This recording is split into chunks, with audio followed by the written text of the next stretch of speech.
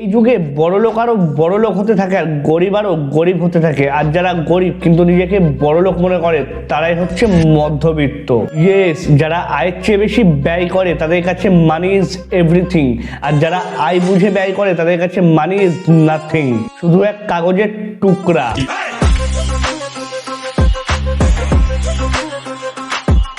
এই যুগে সবাই লাক্সারি আইটেম অ্যাফোর্ড করতে পারে না, কিন্তু তারপরেও এটা কেনা লাগবেই, বিশেষ করে মধ্যবিত্তরা। এর পেছনে 3 ধরনের সাইকোলজিক্যাল ফিনোমিনা কাজ করে, যেটাকে আমি স্টুপিড ব্যান্ড ওয়াগানে সবাই যা করে আপনারও তাই করতে মন চায়, হোক সেটা ফ্যাশন বা হোক সেটা ট্রেন্ড। স্নব এফেক্ট, আপনার আশেপাশে সবার থেকে একটু ভাব বা তালি পাওয়ার জন্য এমন কিছু সাথে রাখা যেটার জন্য আপনি খুব পৈশাচিক আনন্দ। ভ্যাভলিন এফেক্ট, মানুষ যখন কোনো কিছুর মূল্য দেখে তার গুরুত্ব ঠিক করে তখন তাকে ভ্যাভলিন এফেক্ট বলে। দ্যাটস ওয়াই আমেরিকায় যে কেউ চাইলেই আইফোনের মতো দামি প্রোডাক্ট অ্যাফোর্ড করতে পারে, তাই ওখানে এটা নিয়ে কোনো মাথা ব্যথা নেই। কিন্তু ভারতবর্ষে সবাই আইফোন অ্যাফোর্ড করতে পারে না, তাই এদেশে এটা একটা স্ট্যাটাস সিম্বল হয়ে গেছে, যার ফলে সবাই আইফোন কিনতে চায়।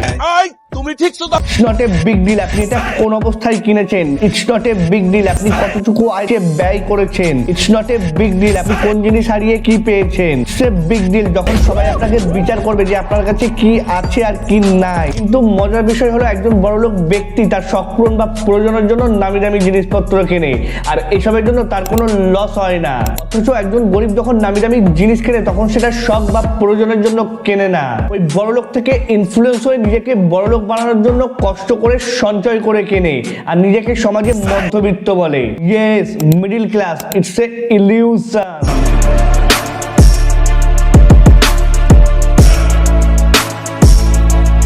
এরা সারা জীবন কষ্ট করে টাকা আয় করে আর নিজেকে বড়লোক বানানোর জন্য সেই টাকা নষ্ট করে। Sad but true.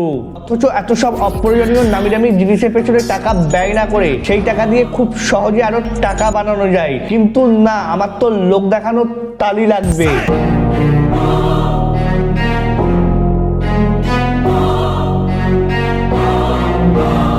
কিছু মানুষ আছে যারা হুট করে টাকা পেয়ে যায়, কিছু মানুষ আছে যাদের জীবনে টাকা আসে যায়, আবার কিছু মানুষ আছে যারা টাকার জন্য স্ট্রাগল করে যায়, সারা জীবন টাকার জন্য কষ্ট করে আর মনে মনে বলে যদি ভাগ্য একবার লাগে।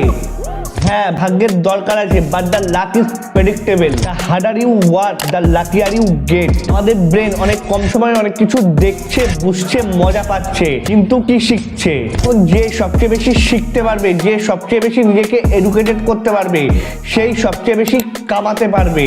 ইয়েস, এই যুগে ভাগ্যের চেয়ে জ্ঞানের কদর বেশি, আর ভারতবর্ষে জ্ঞানের চাইতে নেতার কদর বেশি। তুমি ঠিক। 2 রকমের মাইন্ডসেট, স্ক্যারসিটি এন্ড ওয়েলথ।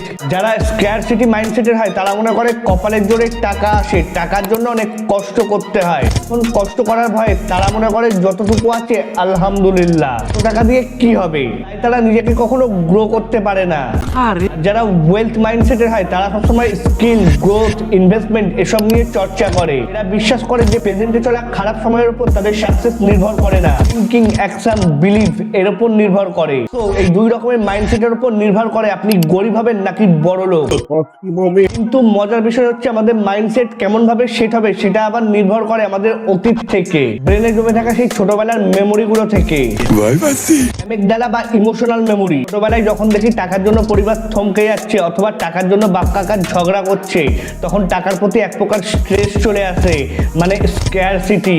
আবার যখন দেখি টাকার জন্য বাবা একটা ফ্ল্যাট কিনতে পারছে আর পরিবারের সবাই মিলে সেটাকে সেলিব্রেট করছে, তখন টাকার প্রতি একটা কিউরিয়াস চলে আসে, মানে ওয়েলথ মাইন্ডসেট। হিপোক্যাম্পাস বা কন্টেক্সচুয়াল মেমোরি। যখন স্কুল কলেজের ফিস দেওয়া কঠিন ছিল, বাজার করা কষ্টদায়ক ছিল, তখন টাকার প্রতি এক প্রকার ভয় চলে আসে, মানে স্ক্যারসিটি। আবার যখন দেখি না চাইতেই সব শখ পূরণ হচ্ছে, চাওয়ার আগেই সবকিছু পেয়ে যাচ্ছি, তখন টাকার প্রতি একটা ওয়াও ফিল চলে আসে, মানে ওয়েলথ মাইন্ডসেট। ফ্রন্টাল কর্টেক্স বা ডিসিশন মেমোরি। আমাদের পরিবার, আমাদের চারপাশের সমাজ টাকাকে ঠিক কি মনে করে, যেমন টাকা কামানো এত সহজ না, যাদের টাকা আছে তারা লোভী হয়, টাকাই সব নষ্টের মূল, মানে স্ক্যারসিটি। আবার অনেকে বলে টাকা টাকাকে টানে, কষ্ট করলে কেষ্ট মেলে, মানে ওয়েলথ মাইন্ডসেট। এখন যারা টাকাকে স্ক্যারসিটি মানে নেগেটিভ ভাববে তারা সারা জীবন টাকার জন্য নিজেকে কষ্ট দিয়ে সময় নষ্ট করবে, আর যারা টাকাকে ওয়েলথ মানে পজিটিভ ভাববে তারা বলবে ইউ নো হোয়াট, সিংহকে জঙ্গলের রাজা কেন বলা হয়? যেখানে সবচেয়ে বড় হাতি, সবচেয়ে হিংস্র হায়না, সবচেয়ে জোরে দৌড়ায় চিতা, সবচেয়ে চালাক শিয়াল, কিন্তু তারপরেও সিংহকে জঙ্গলের রাজা বলা হয়। কারণ সিংহের মধ্যে যে মেন্টালিটি বা মাইন্ডসেট আছে তা অন্য কোনো প্রাণীর মধ্যে নেই, যার জন্য সিংহকে জঙ্গলের কিং বলা হয়। একই রকম মানুষের মধ্যেও মেন্টালিটি বা মাইন্ডসেটের গুরুত্ব অপরিসীম, কেননা মাইন্ডসেটের উপর নির্ভর করে আপনি গরিব হবেন নাকি বড় লোক। Light off.